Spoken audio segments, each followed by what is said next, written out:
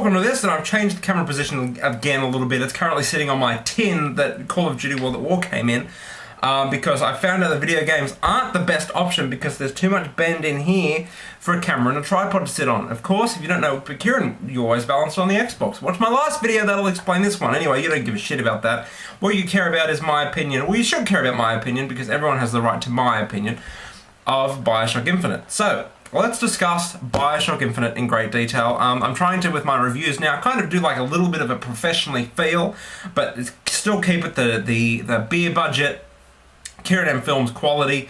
So again, like all other projects that I try and do on YouTube, I'll probably do it once and go, you know what, fuck this, I can just import the shit, render it out without doing anything, and just render it as and upload it as is, and it's so much easier. So I'll try and keep this up. So for my video reviews now, I'm going to insert gameplay and probably a review score at the end if I remember or could be bothered. If not, Bioshock already gets a 10 out of 10. Spoiler alert, that's all anyone ever comes to a review for anyway. I'm not reviewing reviews, I'm reviewing Bioshock Infinite, which of course from me would obviously get a 10 out of 10 because it is amazing. Why is Bioshock Infinite amazing? Okay, so, hang on a minute. Oh, there's that professionalism. But Bioshock Infinite is just a great overall experience. Everything is good. There is nothing bad. Like, normally I like to come on here and moan and bitch about things in video games, so I tried to say, you know what, I didn't like this Bioshock Infinite, and I looked at reviews and saw what they thought were negative, and I'm like, well, they thought it was padded out in the middle. I didn't think that at all. I was so upset when it finished because I was having such a blast. No pun intended. But, like, you have to play it. And I know when I review games that I really like, I kind of just repeat myself, it's so good, it's so good, it's so good, but this is just... It's hard to describe because everything is so good about it. Like, the presentation is amazing. Troy Baker doing the voice of Booker DeWitt is like, Troy Baker is in everything now. He's like the new Nolan North. You can't deny it. I mean, I've played The Walking Dead, Bioshock, Sniper, all this week, and guess how many of those games he's in? All 3 of them. But he does the main character. It's an epic performance. Same with the girl. I can't remember her name. But she's actually retired from acting now, which is a bit disappointing because she did such a great job voicing Elizabeth. All the other characters are voiced unbelievably well. The presentation of the game looks absolutely beautiful. I don't want to sound like one of those artsy game reviewers with their little thick glasses. Hang on a minute, let me just... It's a shame that I haven't got a double soy choi latte fucking thing. The other character in this game is the world itself. I fucking hate that, but it's so true of this game because you can explore. It's not as linear as the previous Bioshocks. The world is beautiful to explore, especially in the first half an hour before everything goes to shit. Story-wise, I don't mean the story turns to shit, I mean for your character everything just goes to shit. But you can explore, you can talk to everyone that's in the world and they will all say something different. You can go up to these store things and buy and you know, and go in there and listen to the conversations of people buying things and they're complaining.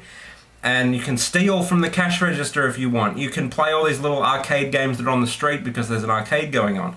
I mean, I was worried that, you know, how are they going to have this city in the air and kind of say, you know what, yeah, we're in the air right now, but it doesn't, unless you're looking out a window or you're looking over a wall, it doesn't comprehend that you're actually in the sky. It kind of just feels like a normal city. But then you get to the combat that's on the sky hooks or the sky rails, and that's awesome as well. Another great gameplay mechanic that they've introduced. But the world is so amazing, and it changes throughout the game. You go from locale to locale, and it's beautiful. They've got hints of... Obviously the game is because it's in the early 1900s, there's racism in there. So you'll go through a place and there'll be like the black toilets, and they'll be filthy and just shitty, and then on the other side of the room there'll be the white-only toilets, and they're like all pristine, and the black guy's there scrubbing the floor. It adds to the atmosphere and the storyline. Obviously all the religious overtones as well is overtones. Is that a word? I don't care. I'm using it. I've invented it. The religious tones as well in the game, obviously. The story is absolutely amazing. And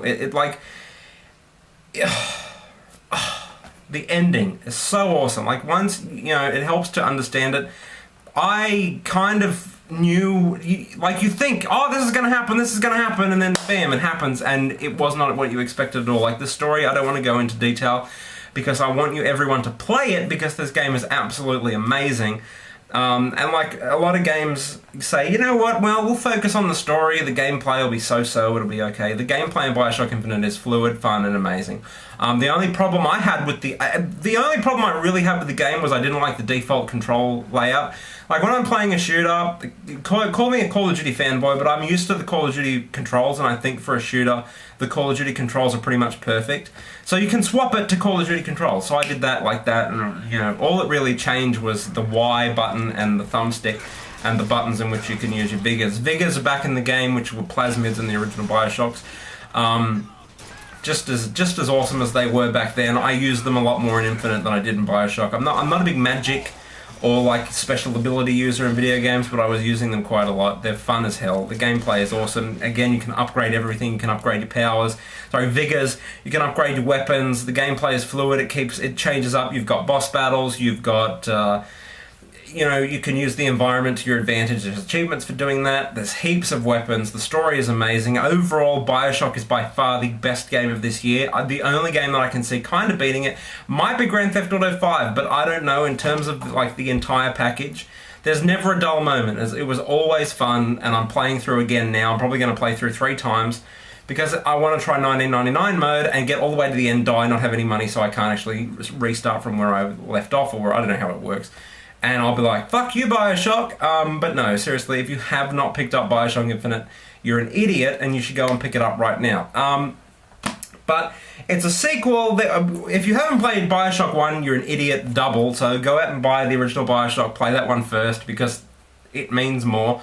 The second one, if you want to play it, but then you can go Bioshock 1, Bioshock Infinite, or you can just play Infinite if you want, but you'll miss out on some details. So until next time, ladies and gentlemen, tell me what you thought of Bioshock Infinite. Rate, comment, and subscribe. Miss Elizabeth. Hello. Oh, this is wonderful. Oh, come dance with me, Mr. Dwayne. I don't dance. Come on, let's go. Why? What could be better than this?